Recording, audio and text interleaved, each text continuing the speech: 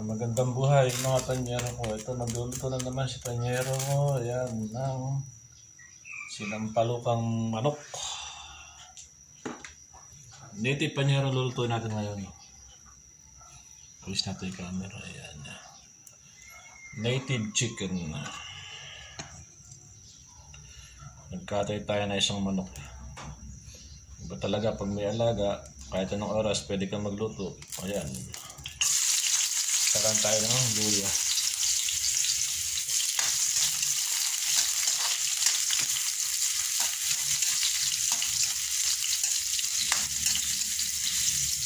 Ilang din yung maraming laga, kaya nga alam medyo may amoy sa likuran. Yun lang ang alagaan. Pero ang kainaman, pag gusto mo magluto ng alaga mo, o ano, yun kayo ulam. Lagay tayo ng luya, tapos yun natin yung bawang. Sabay na rin natin yung sibuyas.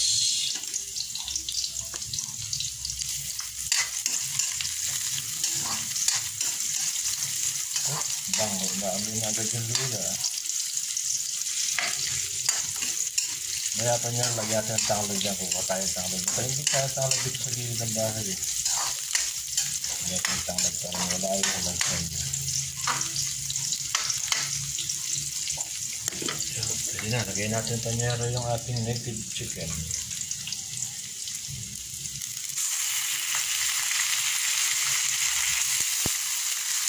Ano, maiklog pa siya eh.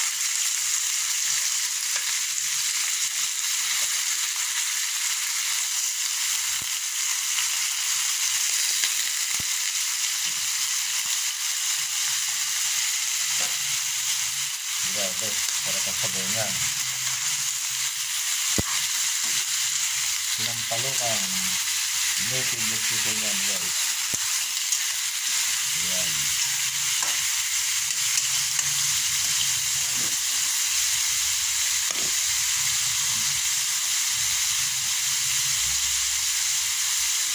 So putsahin mo natin daw ating tubigan. Bale, ito panyero ang magpapasarap dyan. Ito, pakita ko sa inyo. Ito. Yan. Tanglad. Lagay natin sa gitna sa ilalim. Ito tayo kayo.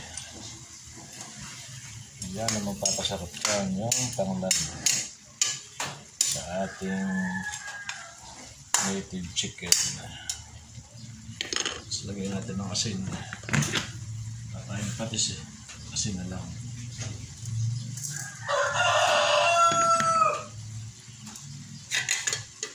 Para itong litakpan para masampok siya. Pwede na siguro yan panyero.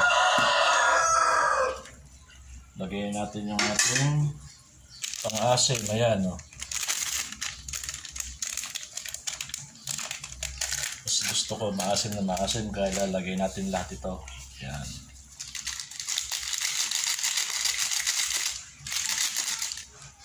Sarap yung maasim din eh.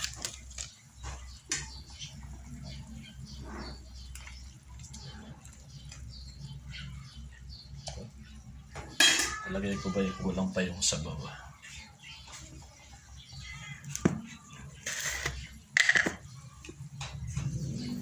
Natin ang pampalasa.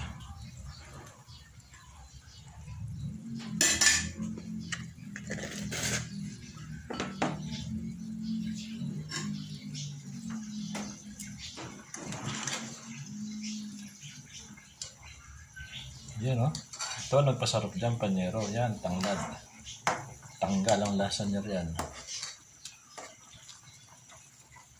Lahat ng tinatago niya lasa, mawawala yan.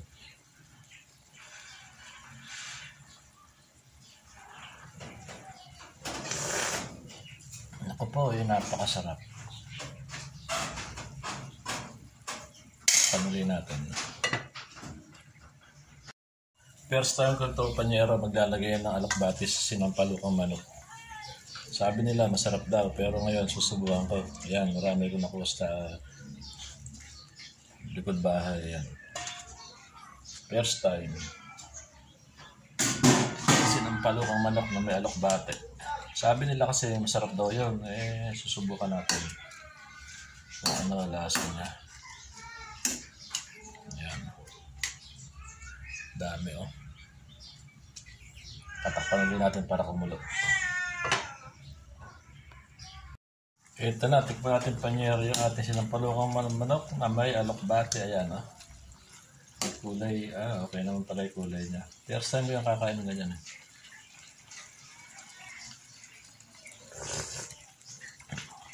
Sarap naman.